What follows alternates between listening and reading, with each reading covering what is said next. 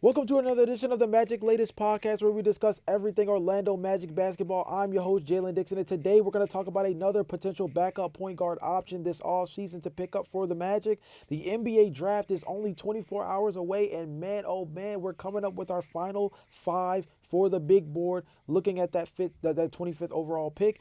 Jonathan Isaac is put on the trade block again, obviously brought up in the Chicago Bulls trade. What does that mean for his future with the Magic? And the Atlanta Hawks have made a blockbuster move to shore up their front court. What does that mean for them in terms of being in the pecking order next to the Magic, the Knicks, and the Cavaliers as some of the best teams in the Eastern Conference? Let's go ahead and get right into it. So, unironically, one of the most interesting backup point guards on the market this offseason is Ty Jerome. Why is this so interesting? Because when you talk about the Orlando Magic, this is a guy that is very familiar with the Orlando Magic, obviously given the fact that last season these two teams played against each other in the postseason, and during the regular season, Ty Jerome actually said that he's talented enough to start on this Orlando Magic team when he was jawing at Paolo Banchero. Now, Paolo Banchero obviously said, no way, no way. There's no way in the world, given the fact that we have our boy Jalen Suggs when healthy, he is the guy to start. But what if I told you that maybe even if he's not the starting point guard for the Orlando Magic, that he could be an answer at point guard in the point guard rotation for the Orlando Magic, right? Last episode, we talked about my boy, Tyus Jones, right? Tough season with the Washington Wizards, even more rough season with the Phoenix Suns. Gets to come to the Orlando Magic that looked like a contending team, kind of a little bit more of the framework of what the Memphis Grizzlies looked like when Tyus was there, where he could come in as this backup point guard, steer the ship, play next to some talented forwards, some all-star caliber guys, and just be an effective point guard again. Well, another guy who fits that bill is Ty Jerome. And something that's really interesting is I did some cap flexibility stuff and obviously did a little bit of research. And with the most recent move that was made by the Orlando Magic with the Desmond Bane contract, I talked about last episode having the situation where the Orlando Magic would have a taxpayer mid-level exception that's maxed out at about 5.6. But what ended up happening is actually they've been able to kind of reopen the door with more money than that 5.6 by actually cap flexing themselves into a full mid-level exception, which puts them at having about $14.1 million this year to be able to go after somebody that could be a legitimate rotation player. Now, that still could be Tyus Jones, for all we know. That could still be Tyus Jones. Another player who really earned the spot of being a, $14 to $16 million a year player this past season was Ty Jerome. This guy was in the running for Sixth Man of the Year. He was one of the best backup point guards in the league. He was a big part of why the Cavaliers were able to kind of sustain throughout the regular season with injuries to Darius Garland at different points in the year. This was a guy who was a high-level contributor to a 60-plus win team in the Cavaliers and put themselves in a position, like a 50-plus win team in the Cavaliers, and put themselves in a position to be, considered a real title contender going into the playoffs before, of course, not going nearly as far as they expected due to an avalanche of injuries and not necessarily playing up to the bright lights. A whole bunch of different things that you can consider when you talk about the Cavaliers' lack of a postseason run this past playoffs. But Ty Jerome not only acts as bolstering the backcourt of the Orlando Magic, it also takes away from the depth of the Cavaliers, which strikes down a Cleveland Cavaliers team that was, again, like I said last episode, one of only two teams that many believe are better than the Magic going into next season. That's huge. So, again, I'm going to double down what I said when I was talking about Tyus Jones last episode. I believe that the perfect offseason for the Orlando Magic is to bolster their backcourt as much as significantly possible by building off of the Desmond Bane trade and getting somebody like a Tyus Jones or getting somebody like D'Angelo Russell or Ty Jerome, getting somebody who could be a legitimate ball mover, knock down shots, hit the three ball at a high clip. D'Angelo Russell not coming off of his best season. I would say you're actually maybe buying low if you go after somebody like Russ. But I would say somebody like I said, Tyus Jones, Ty Jerome. One of those two guys needs to be picked up this offseason. Period, point blank, to bolster up that backcourt. And then, of course, going into the draft, you go get just anybody who could further contribute to being able to knock down three balls at the high clip, right? So speaking of the draft, because let's really get into it. I have my final top 5 big board for the Orlando Magic and that 25th pick. And I'm going to share it with you guys today, and I want you guys' thoughts because I'm really interested to see who you guys believe is the best fit for the Orlando Magic in this range where around the late first round, there are still some really interesting names available. The question is just going to be, what philosophy are the Orlando Magic going with? So for me, I'm going to break this down by saying that my big board is focused around 3 things: the ability to add shooting to this lineup, positional versatility, and somebody who's ready to play immediately. Those are the 3 things. With that being the case, at number 1, and the favorite to be taken at number 25, is Walter Clayton Jr. out of Florida. Florida kid, knockdown three-point shooter, really good off relocations, just a guy who's going to be able to space the floor, handles the ball at a high clip, can just do a whole lot of different things, plays downhill. He's going to be somebody that can just operate really well in this guard rotation next to Desmond Bane, next to a guy like Jalen Suggs. I think he's number 1. I think number 2 is a guy like Jace Richardson. I think if Jace Richardson drops to 25, it's a match made in heaven. I think he's arguably the best shooter in the draft. He's kind of getting slept on because of the fact that he's 6'1", but he has a good lineage, obviously, given the fact that, he's son of Jason Richardson, has good work ethic, knockdown shooter at Michigan State. He's a guy who I think can instantaneously bring some kind of high-level offense to your team as a guy who can knock down three-point shots. He can get to the cup. He's a really good on-ball shot generator for himself. He can pass the ball relatively well. Not necessarily a ball mover, but he's a guy that I think he just makes good decisions. So I would say Walton Clayton Jr. at 1, Jason Richardson at 2. Next up after that is where things get really interesting. I think the third guy on the list has to be Maxime Renaud out of Stanford. Center out of Stanford, Frenchman, 7'1". We talked about him on the podcast as another guy that would be really interesting in the big man rotation next to a Mo Wagner. Next to, if they keep Jonathan Isaac, he could be a good rotation player to take up space if they do move off of Goga Batadze, who seems like he's kind of raising the stakes in terms of being a guy that can be highly considered on the trade market, right? So this is a guy that can step in and play the 4, play a big man 4 next to Jonathan Isaac, who can play full-time center. Or he can play the 5 next to Wendell Carter Jr., right? He can play the 4 next to Wendell Carter Jr. There's a lot of interesting lineups where Renaud's ability to operate on ball, off ball, three-point spacing, all of those different things, it gives you a different look at the forward spot where he can coexist next to Franz, Paolo, Wendell, Jonathan Isaac, Goga Batadze, any combination of those, right? So he would be my third. Next up, I think would probably be Liam McNeely. I brought him up last podcast as an interesting dark horse guy. He's another dude who might not have necessarily shown his shooting chops last season at UConn, but that's mainly because of the fact that there was so much more responsibility on him as an offensive generator last year. Obviously, he was also dealing with some injury stuff in the beginning of the season as well.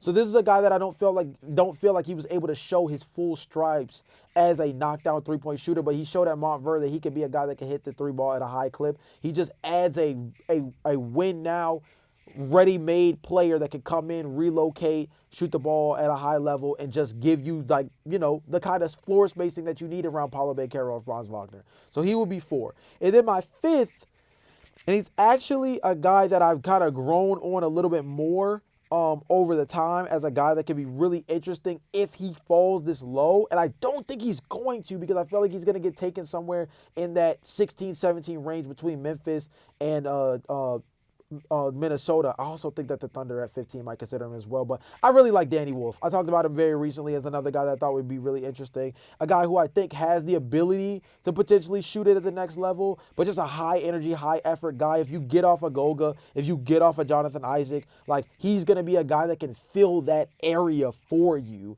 as another high level, just energy guy. Him next to Mo Wagner, unironically 2 Michigan alumni, could just go gangbusters at the power forward center position and be, offensive juggernauts, dudes who just attack the defensive glass, attack the offensive glass, attack the defensive glass and help push the ball, attack the offensive glass and, take offensive rebounds on the glass and, finish at the hole. Different things like that. So Danny Wolf is my 5th guy. I think he would be a really interesting fit, especially if they do move off of Goga Batadze, because again, last season, a lot of people know Goga Batadze and Mo Wagner as a, power forward center duo were like on complete gangbusters. They were like secretly on the same level as like Amin Thompson and Tari Eason as defenders together, as combo defenders.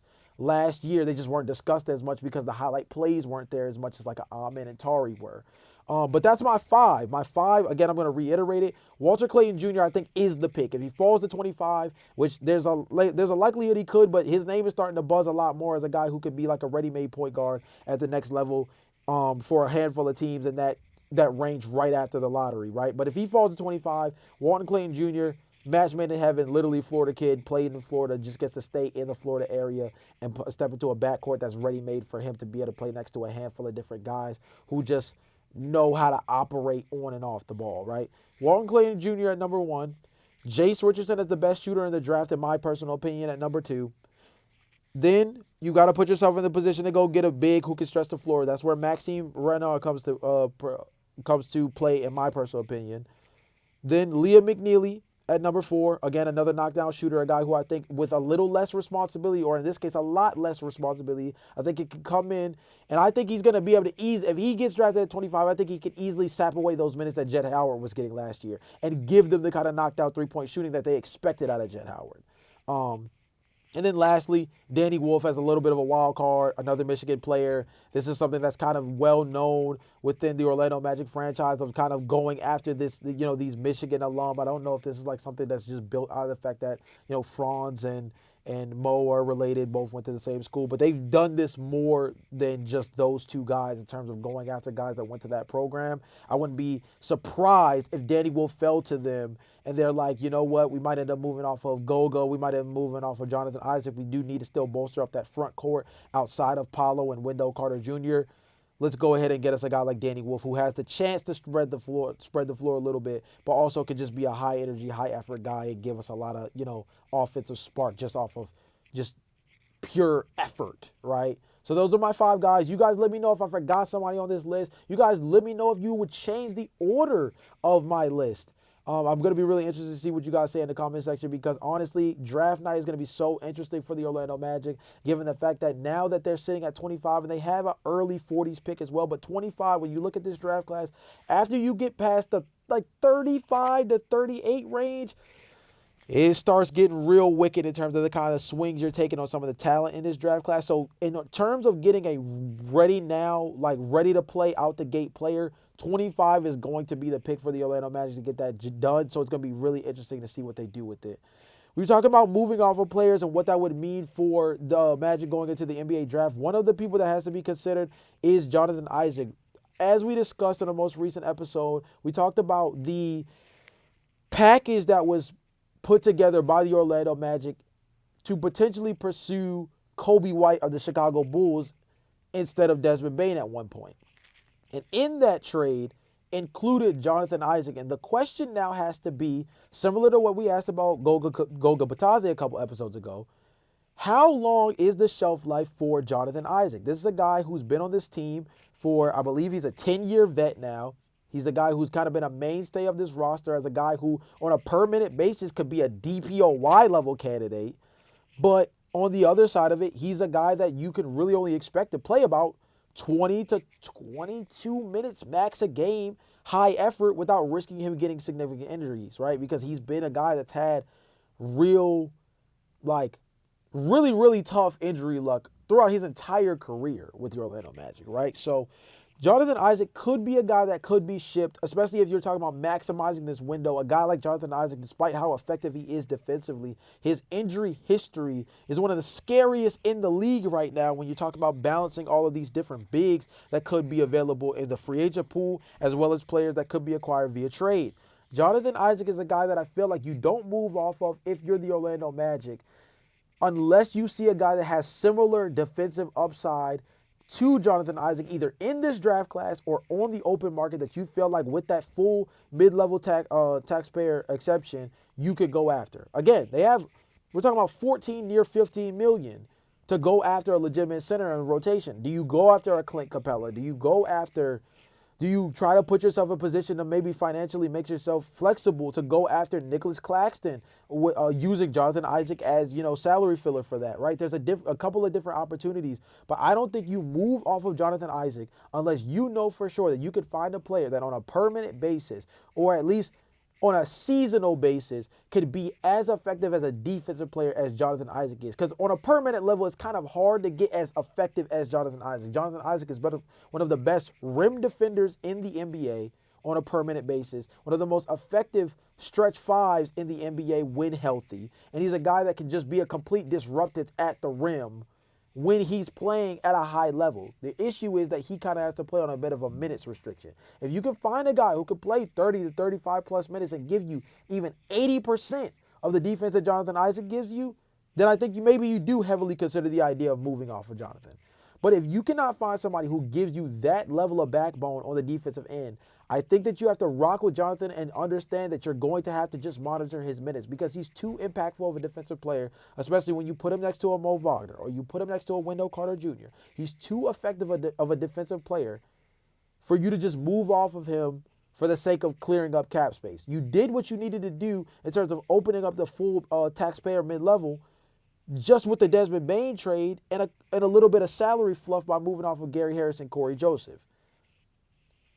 Now you have the chance to really bolster up your roster in a way where you can either break this up into getting a point guard for the cheap and getting a big for the cheap, or you go swinging for the fences on a backup point guard, or you go swinging for the fences on a backup big, or maybe even a starting big, depending on how you feel about the potential players on the market.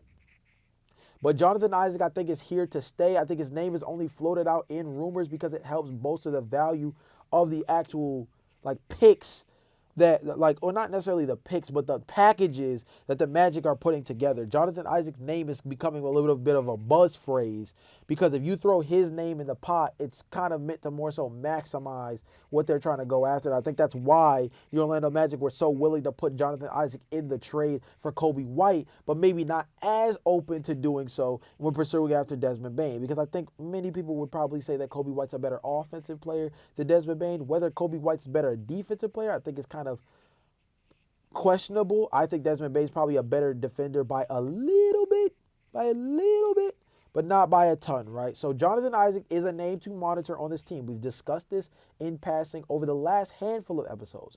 Jonathan Isaac and Goga Bitadze. Those are the two other mainstay names that could potentially be shed this offseason or as late as the NBA trade deadline to potentially create cap flexibility while still, of course, aiming to either add more three-point shooting to this roster, flip those two in some capacity, those two or one of those two, into further assets down the line that makes it cost-effective for the fact that they have four players making, $27 to $30+ million a year.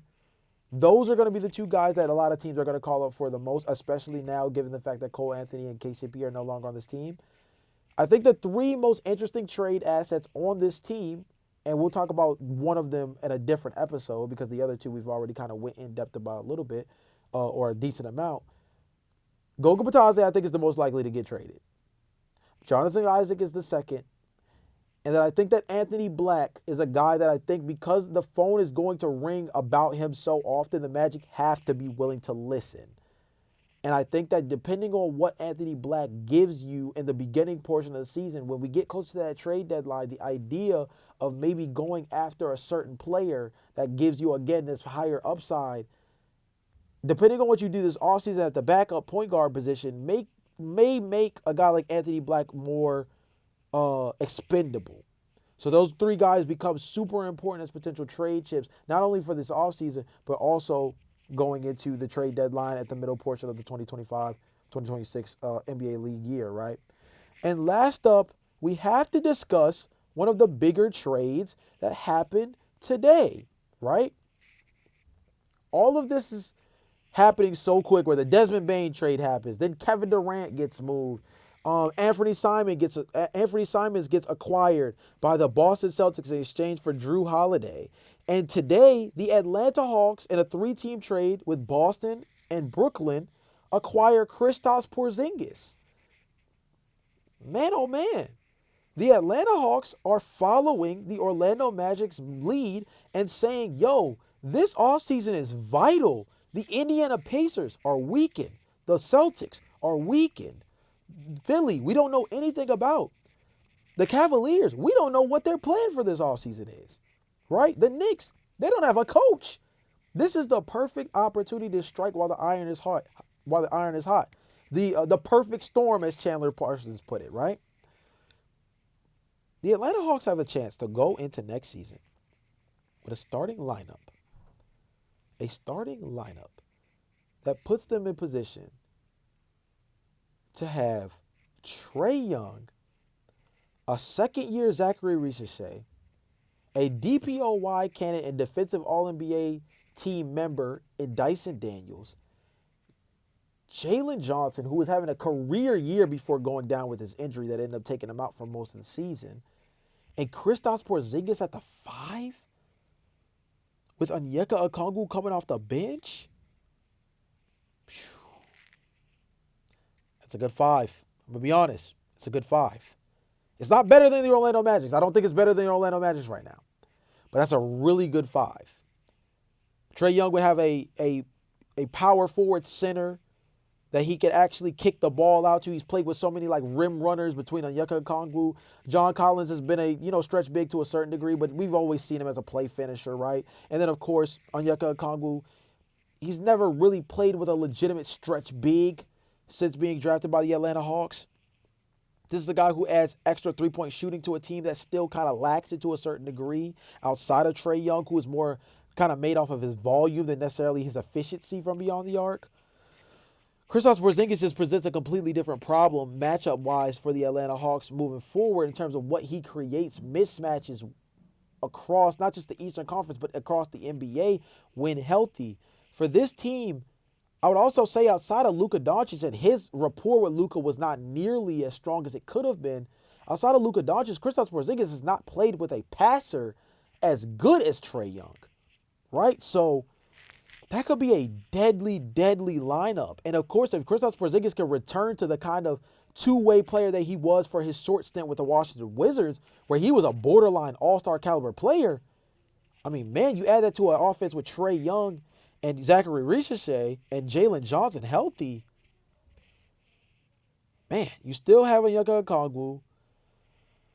You're still in a position, obviously, in the draft to go get somebody as well, given the fact that they're positioned really well, in the top portion of the bottom portion of the lottery at 13. The Atlanta Hawks are cooking up something, man. The Atlanta Hawks are cooking up something. Between the 13th overall pick that they still have, if I'm not mistaken, let me double check to make sure that I'm right on this. But if I'm not mistaken, they still would have the 13th overall pick in this trade. Yes, because the 22nd overall pick is the only one they had to relinquish, and they had to send that one over to the Nets. But the 13th overall pick, they are able to still maintain. So you have 13. You have Kristaps. And you do still have a little bit of cap flexibility. You still have Karis LeVert on the bench as well. The Atlanta Hawks are coming, man. The Orlando Magic should be careful. I still believe that they should be penciled in as a top 3 team in the Eastern Conference. But I think the Atlanta Hawks, I think the Atlanta Hawks have identified something similar to the Orlando Magic that is very plain and simple. The East is as wide open as it's ever been. And similar to the Orlando Magic kind of making these big swings on guys like Desmond Bane and putting themselves in position to potentially maybe even further bolster up that backcourt and putting guys like Goga Bitadze on the trade block, Jonathan Isaac on the trade block to potentially continue to bolster up this roster. I think the Atlanta Hawks see a similar window opening back up for them. And again, mind you, this is an Atlanta Hawks team that, unlike the Orlando Magic, has familiarity with making it to the conference finals on a run where everything kind of broke in the right direction for them.